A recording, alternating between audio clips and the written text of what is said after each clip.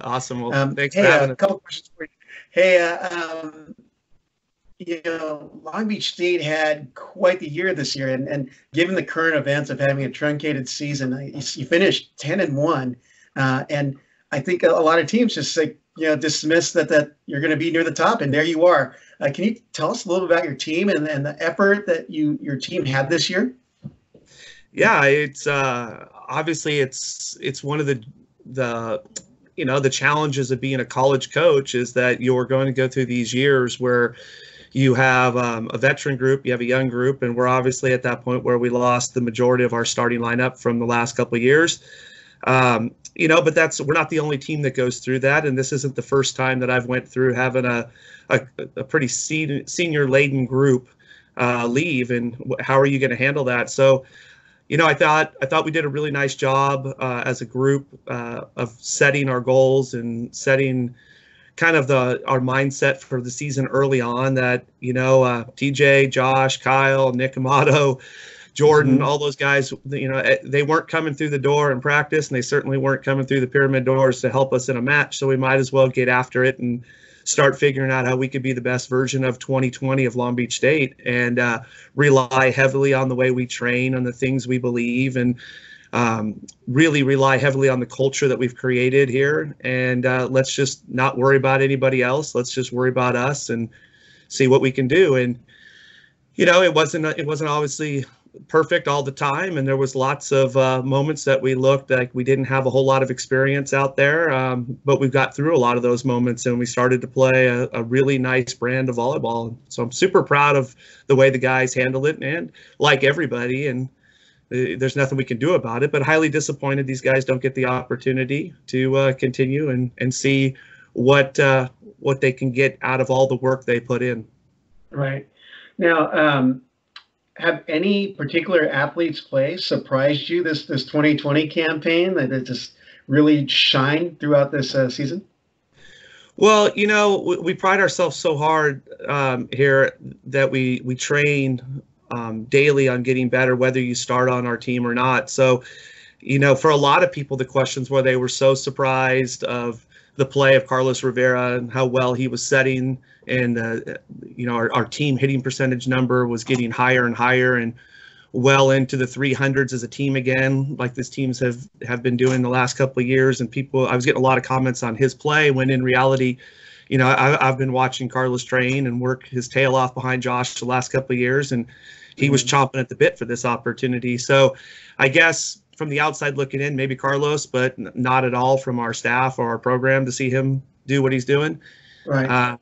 Maybe Spencer Olivier a little bit, playing in the 0-1 and taking over for TJ is a big job. And I think he's done a wonderful job at that. He's had a couple of matches early on that he probably wasn't, at his best, but you got to go through some of those matches. You got to go through the grind. You got to learn how to deal with being the guy out there, and you got to deal with maybe you're not having your best night from the end line or best passing night or best offensive night, but you got to still find ways to put up points for your team. Mm-hmm. Now, I noticed one of the moves that you had this year was you moved your all-conference middle and Simone Anderson to opposite. What prompted that move for you? Because he's such a strong middle. Yeah, a little bit of it came from Alexander.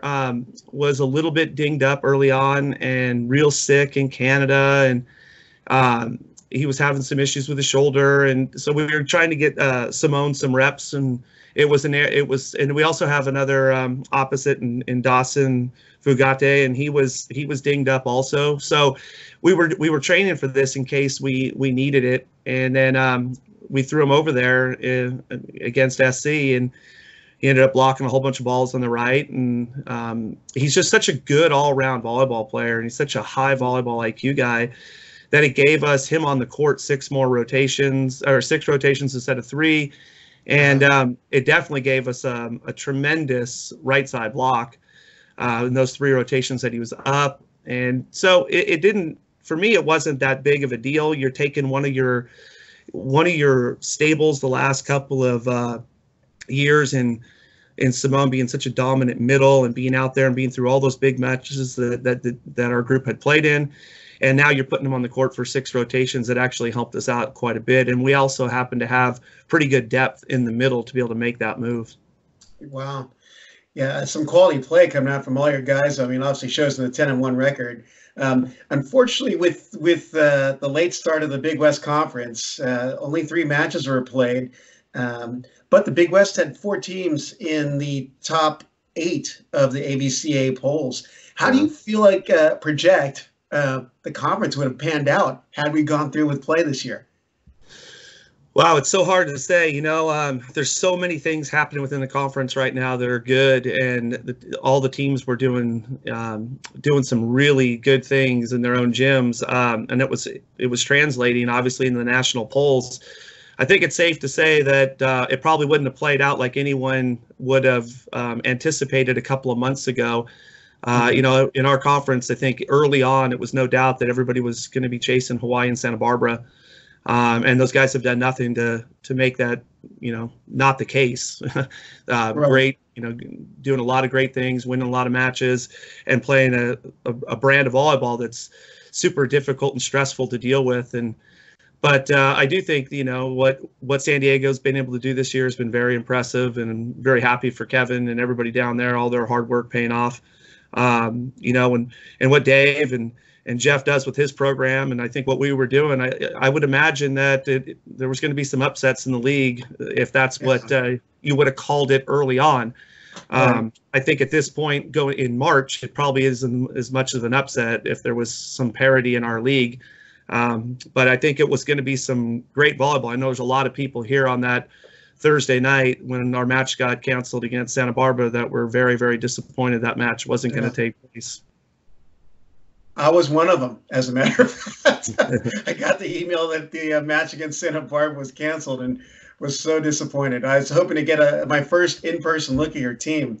But definitely the Big West Conference is just a dogfight from top to bottom, and it's so entertaining to watch, especially with the competition. You had your guys in the last 4 years with that entire class just dominating and making teams look really making them earn it, so to speak. Still some good quality play coming out of you guys, especially after that trip to Canada. You guys had something special going on. It looks like the winning from that culture you've created is transferring into this group of guys. So good stuff for your team. Looking at the nation-wise, let's go outward. We talked about the competition. It seems like the competition was really spreading outward, and you mentioned that upsets become more likely come March, April, and the national championship match. What other teams did you see out there that were really pushing the top?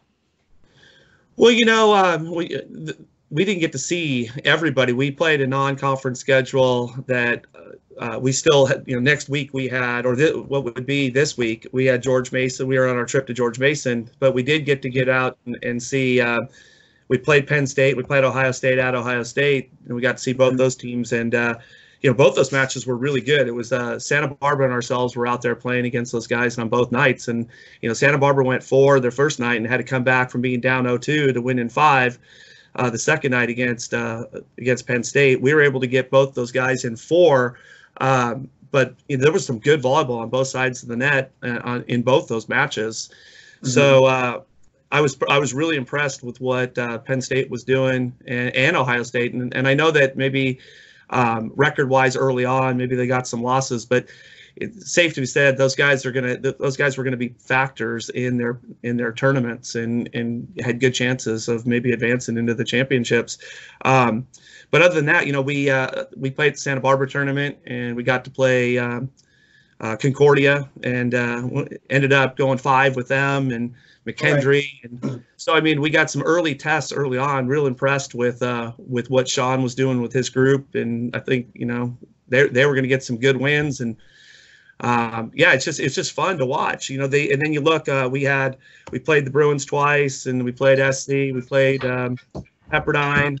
So we had some real nice scheduling early on and had a lot of matches, and the guys did a good job. But as far as getting outside, we didn't see any other teams at this point from the EIVA, but watching on video, watching NJIT and seeing George Mason on video as we're getting ready to play them. And right.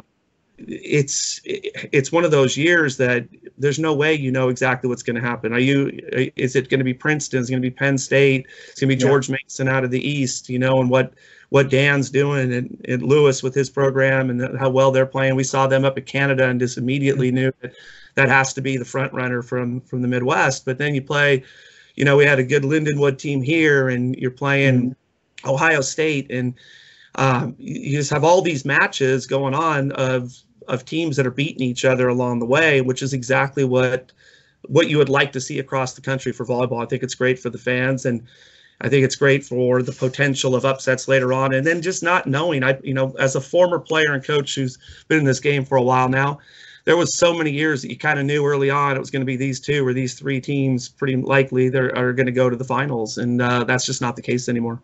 Yeah.